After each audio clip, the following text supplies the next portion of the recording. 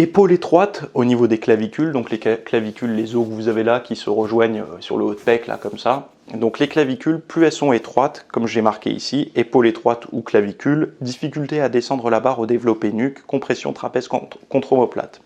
En fait, quand vous avez les clavicules étroites, donc de dos, vos trapèzes, donc les trapèzes moyens, le milieu de trapèze, recouvre à taille égale par rapport à quelqu'un qui aurait les clavicules larges, prend plus de place. On est d'accord, puisque vous avez moins d'espace. Les clavicules sont étroites.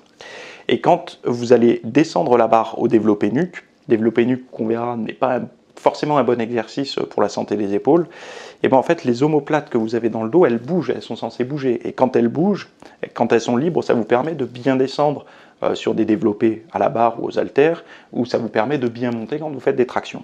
Et bien cette liberté au niveau des omoplates, quand vous avez les épaules étroites, elle est moindre parce que ces omoplates vont venir cogner, se bloquer contre les trapèzes. Et en se cognant contre les trapèzes, on peut se rendre compte que, alors par la charge, on peut compresser, mais il n'y a pas de liberté de mouvement. Donc du coup, il ne faut pas chercher, quand on a des clavicules étroites, si vous faites des développés nuque, ce que je vous déconseille, mais de chercher à cogner la barre sur la nuque, parce que morphologiquement, vous n'êtes pas fait pour ça. C'est-à-dire que si vous avez des bons trapèzes, ça va venir complètement se comprimer, ça ne va pas être super agréable.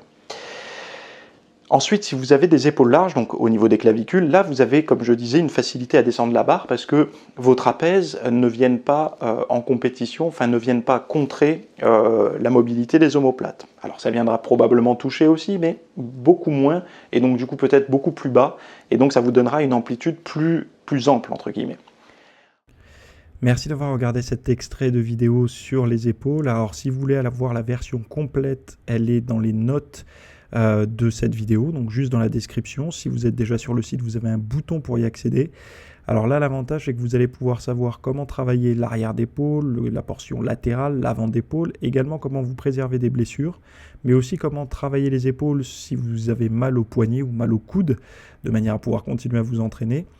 Vous avez également un programme complet en PDF avec ça, avec la vidéo explicative, avec des séances lourdes et des séances légères, parce que je vois beaucoup d'adhérents dans les salles de sport qui font un travail trop standard pour les épaules et qui se retrouvent à avoir beaucoup d'avant d'épaule et très peu de galbe sur la portion latérale et très peu d'arrière d'épaule.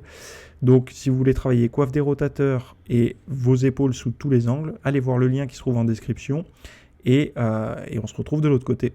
À tout de suite.